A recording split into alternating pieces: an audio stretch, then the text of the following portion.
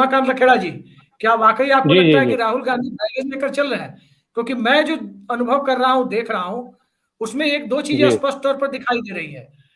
जी जी पूर्व जी प्रधानमंत्री चंद्रशेखर के बाद राहुल गांधी दूसरे नेता दिखाई दे रहे हैं जो बिना सत्ता जी के राजनीति कर रहे हैं। कभी प्रधानमंत्री पद मिल जी जाए तो अलग बात है, लेकिन बिना जी सत्ता जी के राजनीति कर रहे हैं। उस जी परिस्थिति में राहुल गांधी को सीधे कॉर्नर करने की कोशिश को आप किस तरह से देख रहे हैं? क्या रणनीति हो सकती है बीजेपी की? देखिए, बीजेपी जो भी काम करती है या सोचती है या जो एक्शन प्लान होती है वो बड़ा सोच समझ के करती है। देखिए, हम लोगों को ये नहीं भूलना चाहिए कि बीजेपी ने एक कांग्रेस मुक्त भारत का ये जो सपना संजोया था कि कांग्रेस मुक्त भारत की बहुत सख्त जरूरत है और कांग्रेस मुक्त केवल भाजपा ही कर सकती है। उसमें उनको जो क्षेत्रीय पार्टियां थी, जिनका जो कांग्रेस विरोधी क्षेत्रीय पार्टियां थी, तो वो बड़े खुश होते थे इस नारे से, कांग्रेस मुक्त। जैसे जी। फॉर एग्जाम्पल ममता बनर्जी हो गई, अपना आंध्र तेलंगाना के सीएम हो गए, केसीआर हो गए, आंध्र प्रदेश के सीएम हो गए, हम्म। सॉरी तेलंगाना के सीएम, आंध्र प्रदेश के सीएम, एंड थोड़ा थोड़ा थोड़ा लेफ्ट पार्टी, केरल के लेफ्ट पार्टी जो है, सीपीएम वाले। लेकिन सवाल यह है कि अल्टीमेटली जब आप देश का इलेक्शन होता है, देश के परिप्रेक्ष्य में चीजों को सोचते हैं, तो देखिए हो क्या रहा है अल्टीमेटली कि देश जो है ऐसे मुकाम पर आज खड़ा हो रखा है देश कि आप देश के सामने कोई कोई कोई रास्ता नहीं बाहर निकलने का। और जो जिस तरह जी। की मुश्किलें देश के सामने आज के हालात में है, सामाजिक जो जिसमें कह रहे हैं कि बिखराव का बात है, सामाजिक तनाव का बात है, सांप्रदायिक तनाव का बात है, आर्थिक हम्म। मोर्चे पर बहुत विखंडन की स्थिति है, मतलब बहुत ज्यादा माली हालत है। कल कोई कह रहा था बीजेपी सपोर्टर कि उमाकांत जी, आप तो ऐसी बातें कर रहे हैं, आपको पता है कि देश में कितनी कारें बिक गई हैं, मर्सिडीज कारें बिक गई हैं। मैंने कहा देखिए, ऐसा है कि आपके गांव में अगर 20 परिवार हैं या 25 परिवार हैं और दो परिवारों को मर्सिडीज मर्सिडीज कार, दो परिवारों के दो परिवार मर्सिडीज कार में हो और बाकी लोगों के पास खाने को कुछ भी नहीं है, तो क्या आप नहीं, उस दो परिवारों के नाम पर उमाकांत पूरे सर, गांव की तुलना करेंगे? उमाकांत सर, आप जो बात कर रहे हैं कार बिकने वाली, खुद वित्त जी। मंत्री निर्मला सीतारमण ये कहती हैं कि ओला और उबर के आ जाने से लोग गाड़ियां नहीं खरीद रहे हैं, गाड़ियां नहीं बिक रही है। हाँ हाँ। ऑटोमोबाइल तो मेरा सेक्टर में मंदी है। हम इस मतलब मैं ये नहीं कर रहा हूँ कि मैं इस बहस को डिस्ट्रैक्ट नहीं करना चाहता। मैं जी। सिंपल सा एक फॉर्मूला बताना चाहता हूँ कि आज हालत ये होगी कि आर्थिक मोर्चे पर, विदेश मोर्चे पर, जी। सीमाओं के मोर्चों पर, बॉर्डर के मोर्चों पर जी। भारतीय जनता पार्टी और उनकी सरकार की विफलताएं सामने आ गई हैं।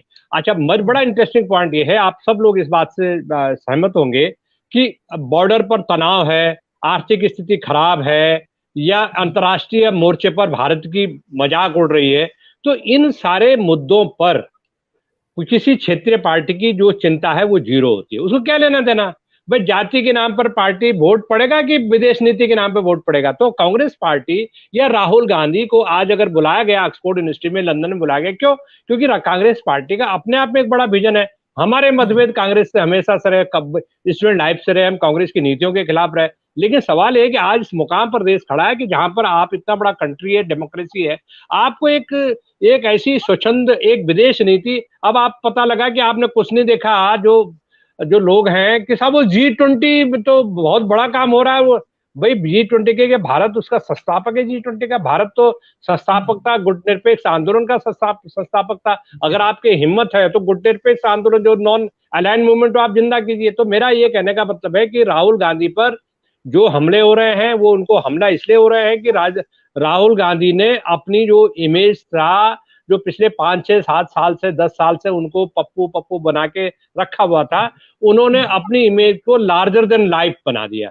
लार्जर देन, जो उनको बारे में जो गलतफहमी लोगों की थी कि वो जो कहता है उससे ज्यादा उस आदमी ने करके दिखा दिया। और दूसरी बात है कि उसमें चीजों के प्रति, मुद्दों के प्रति बहुत क्लियरिटी है, वो कंफ्यूज नहीं है।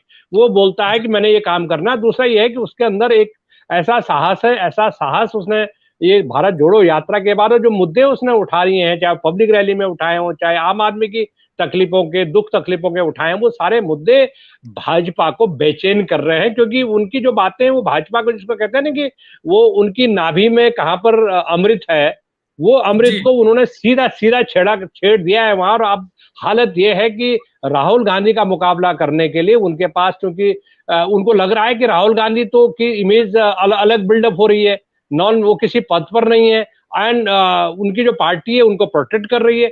तो अब ये खतरा उनको लग रहा है। दूसरी बात सबसे बड़ी जो चिंता हो रही है उनको, कि राहुल गांधी भले ही पर्दे के पीछे हो, फ्रंट पे नहीं आ रहे, वो किसी ऑल पार्टी मीटिंग को अटेंड करने नहीं जा रहे हैं, वो खड़गे साहब के रूम में, क्योंकि खड़गे साहब जब रिप्रेजेंट कांग्रेस पार्टी को कर रहे हैं, पार्टी प्रेसिडेंट और लीडर ऑफ हाउस राज्यसभा, तो कोई जरूरत भी नहीं है।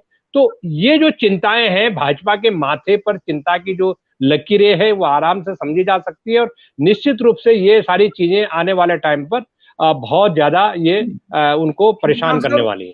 उमाकांत सर, जी जी। राहुल गांधी कांग्रेस पर, सॉरी, राहुल गांधी भारतीय जनता पार्टी के लिए ज्यादा अहमियत रखते हैं या नरेंद्र मोदी के लिए ज्यादा अहमियत रखते हैं? इन बयानबाजी के संदर्भ में मेरा यह सवाल है आपसे। देखिए, मैं एक बात ये मानता हूं कि सवाल ये है कि आज की जो भारतीय जनता पार्टी है, वो भारतीय जनता पार्टी नरेंद्र मोदी के बिना उस पार्टी का कोई वैल्यू नहीं है। अगर बीजेपी की आज की भाजपा में नरेंद्र मोदी को माइनस कर दीजिए, तो सीधा आप 20-25 साल पहले चले जाएंगे। दूसरी बात है कि कांग्रेस पार्टी में, आज की जो कांग्रेस पार्टी है और भारत जोड़ो यात्रा के बाद जो सक्रियता कांग्रेस पार्टी में आई है, भले ही राहुल गांधी कांग्रेस पार्टी के अध्यक्ष नहीं है, वो पार्टी के भीतर बाहर किसी पोस्ट पर नहीं है, अगर आज उन्होंने कांग्रेस पार्टी के कार्यकर्ता को जिस तरह से सक्रिय कर दिया और अंतर्राष्ट्रीय पटल पर भारत की विदेश नीति, भारत के जो छवि है और भारत के भीतर जो हो रहा है एज ए पार्लियामेंटेरियंस, उन्होंने कैम्ब्रिज से लेकर के वहां के ब्रिटेन के मीडिया से जो खुलकर के बात की है, उससे अंतर्राष्ट्रीय स्तर पर राहुल गांधी के प्रति जो नजरिया था, उस नजरिए में भारी बदलाव आया है। और ये कह सकते हैं कि क्रांतिकारी बदलाव आया है। एंड आप एक बात ध्यान रखेंगे कि सपोज कोई जर्नलिस्ट है या कोई सामाजिक जीवन या राजनीतिक जीवन में काम करने वाला भारत में कोई शख्स है और वो 20 साल 15 साल से किसी मुहिम में लगा हुआ है, भारत में उसको रिकॉग्निशन नहीं मिली किसी तरह की, लेकिन जैसे उसको नोबेल पीस प्राइज, नोबेल शांति पुरस्कार, नोबेल लिटरेचर अवार्ड मिल जाए अमेरिका में, तो भारत में जैसे ये मीडिया में ये खबर आती है या एजेंसी ये खबर प्रसारित करती है, तो पता लगा कि 10 भारत रत्न की यहाँ पे मिल जाए उसको।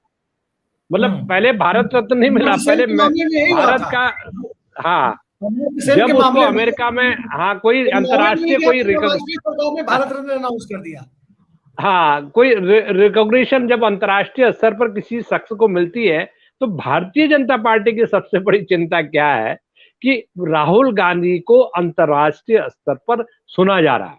क्यों सुना जा रहा है? कि वो जो बोल रहे हैं वो अपने दिमाग के, अपनी जो एजुकेशन उन्होंने की है, वो जो पॉलिटिकल इकोनॉमिक्स की जो उन्होंने कैम्ब्रिज में या ऑक्सफोर्ड जो भी उन्होंने स्टडी की है, जो पढ़ाई लिखाई की है, उसके बैकग्राउंड के आधार पर बोल रहे हैं। And as a parliamentarian, he is a parliamentarian, 20 साल से वो पार्लियामेंटेरियन है भारत की राजनीति में।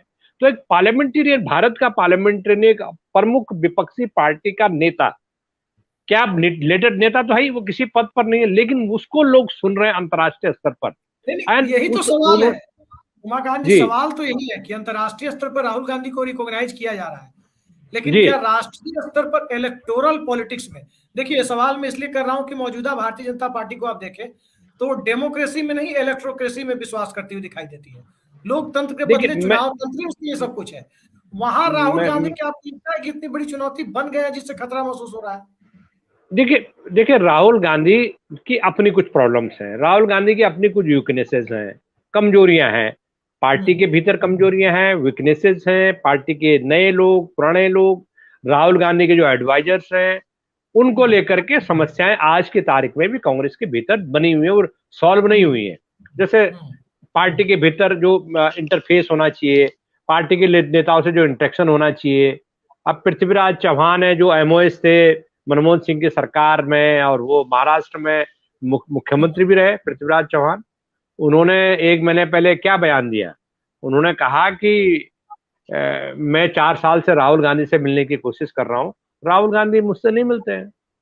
तो इस बात को लोग, मेरे जैसे लोग गंभीरता से इसलिए लेते हैं कि पृथ्वीराज चौहान एक सॉफ्ट सोवर नेता है कांग्रेस पार्टी के, महाराष्ट्र के मुख्यमंत्री रहे हैं, मनमोहन सिंह की सरकार में काफी उपयोगी वो मंत्री थे एंड बड़े सॉफ्ट स्पोकन मंत्री है। अगर उनके बारे में, राहुल गांधी के बारे में उनकी अगर ये राय है तो इससे चिंता होती है। मैं इसीलिए कह रहा हूं मैं कि राहुल गांधी के इंटरेक्शन, पार्टी के भीतर कैडर से इंटरेक्शन, ऑर्गेनाइजेशन को मजबूत बनाने के मामले में जो फार साइटेडनेस होती है, जो दूरगामी जो सोच होती है, जो फिलोसफी होती है, वो उनकी कमजोरियां हैं। लेकिन आपने जो सवाल पूछा उसके बारे में मैं सिर्फ इतना कह सकता हूं कि भाजपा उनको गंभीर, भाजपा और संघ को लेकर के आपने कुछ बोला था, आरएसएस को लेकर के, मैं ये मानता हूं कि अब पहली बार जब भारतीय जनता पार्टी को ये लग रहा है कि उनको राहुल गांधी और कांग्रेस परिवार के रहते हुए, कांग्रेस पार्टी में एक मजबूत